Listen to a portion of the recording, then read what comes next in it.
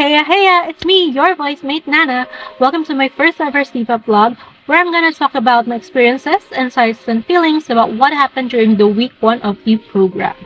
So, first and foremost, gusto ko lang i-share na muntik na akong maiyak sa introduction ni Sir Navi kasi very malalim yung hugot ng kanyang personal journey that shaped him to be the person he is today. And nakarelate ako doon. And dahil din doon, na-realize ko na we really do have our own stories to tell, na yung kwento mo may kwenta. And mas napanatag ako na I pushed myself to enroll sa CVAP, na i-claim na palanunan kong scholarship from Papalam. Kahit na naduduwag ako kasi hindi naman kagandahan yung boses ko, and tingin ng ibang tao, medyo late na to pursue this path. Pero naniniwala kasi ako sa pangarap ko, and naniniwala ako sa potential ko. So, even if it's just a spark, it's enough to keep me going.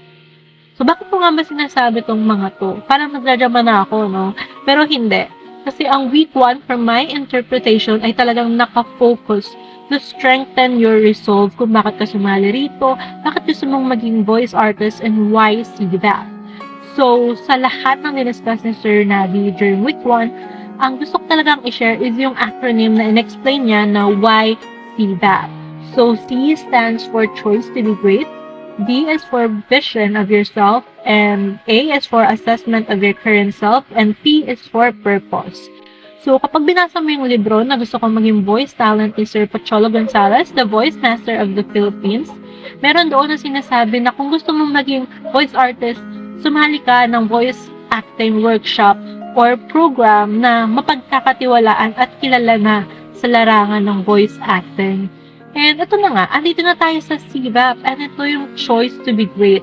And as the vision for yourself, it is to be a certified voice artist. And assessment of your current self is yung lingering question ni Sir Navi na is the person you want to be doing the things you need to do. So, syempre, hindi pa tayo kagalingan. Nagsimula pa lang tayo, parang abot yung pangarap natin. And for what purpose? For what purpose ba itong pangarap natin? Sa sarili mo ba? Sa pamilya mo? Or sa mga tao rin na gusto mong bigyan ng positive change kapag nadinig nila yung tinig natin? So, ayun nga yung reflection ko for the AM session with Sir Navi. And I'm not gonna lie, medyo may feelings ako of regret and disappointment kasi kinain ako ng hiya ko to actively join the session at that time. Hindi ako nakapag-participate kahit gusto ko. Kaya sabi ko, babawi ako sa PM session, and it turned out na hatiin kami into different BR groups, and napunta ako sa BR1, and ang activity nun is to introduce yung BR group namin gamit ang aming boses. And ito na nga ang exciting part. At kami ang Starry Voices.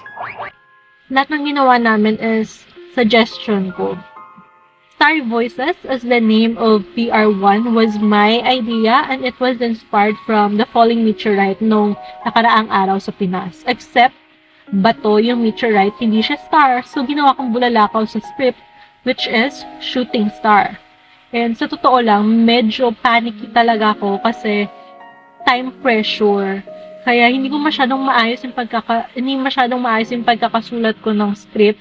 Dapat September 7 siya, hindi September 6 kasi technically September 7 na buo yung BR1, but September 6 kami nagkakilala during acquaintance night.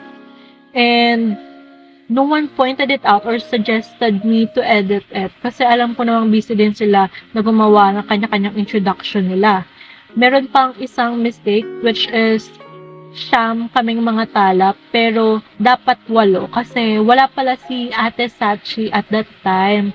Tapos wala ulit nagsabi sa akin noon na baguhin ko. So ayun, may mga mistakes ako on my part, but pagbubutiin ko na lang next time. So ayun na nga, dito na nagtatapos ang aking vlog. Muli ako ito si Nana, nagpapaalalang ang inyong nanadinig na tinig ay mula sa akin at wala ng iba. Maraming salamat! Bye-bye!